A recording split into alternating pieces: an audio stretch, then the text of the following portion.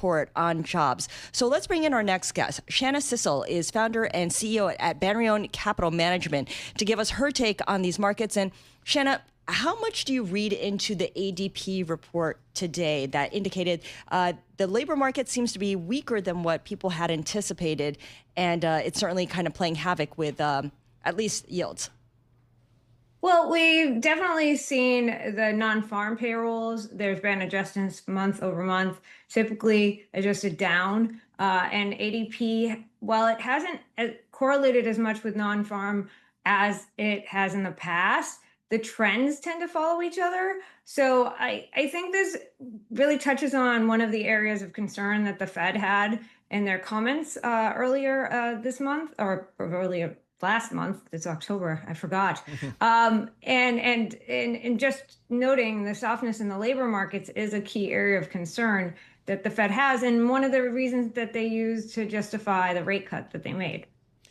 Shana, this government shutdown, which we're day one of, this is not, the first time for most investors here. We've been down this road before. What's the conversation you have with your clients about these types of events here?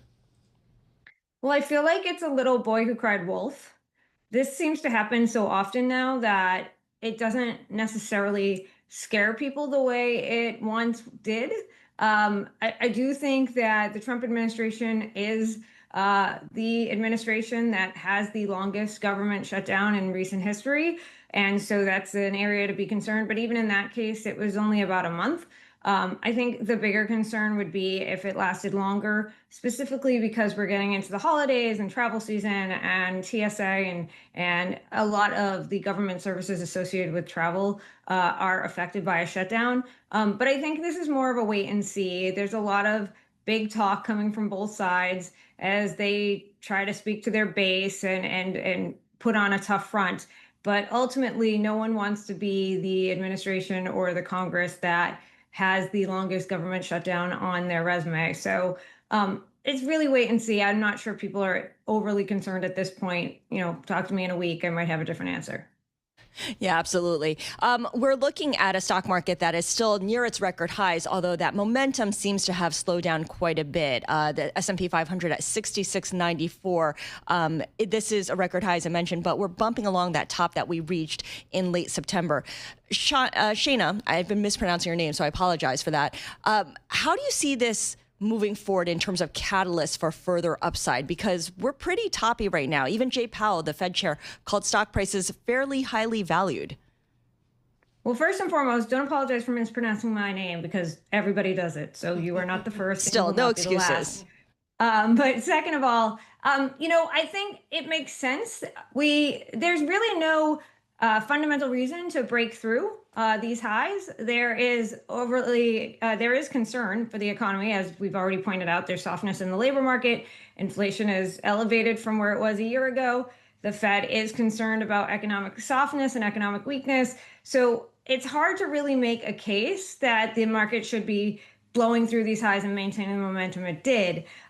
So at this point, I myself am one of the people who believes that we will see volatility. And I don't know that we will, be reaching significant new highs by year end. I think it's more likely we'll be bouncing around, especially as we have some of this, non-economic impacts of, fiscal policy that do secondarily end up impacting the economy, which is already weakening. And these are the types of things that can kind of set things off in a bad direction if they're not addressed quickly. Shana, before we let you go, I know you spend a lot of time talking to clients about alternative investments, including commodities. What do you make of this huge run-up in gold?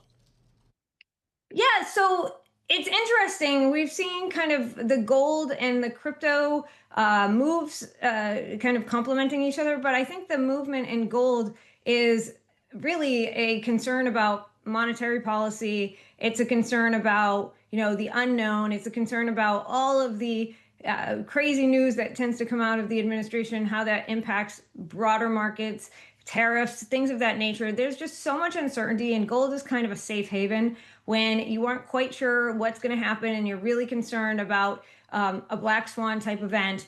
you kind of go to these safe places, and gold is one of those places. You also mentioned that we're seeing, yields move lower in treasuries. That would also indicate kind of that same flight to safety. And it's interesting because there's kind of two ends of this market. There's the flight to safety market, where you're seeing a lot of this safe assets kind of get a lot of momentum and a rally, but you're also seeing some of the risk assets do it. There's not really anywhere in between, which kind of speaks to how investors are confused and which direction they want to be, and people are kind of on both sides, and there's no clear direction that we're seeing the crowd move. Yeah, and crypto kind of fulfills the bucket for both, right? For some people, it's risk. For other people, it's safety. And for exactly a small slice of the population, it's the only thing. Exactly. All right, Shana Sissel, thank you so much for joining us. Shana Sissel is president and CEO of Banríon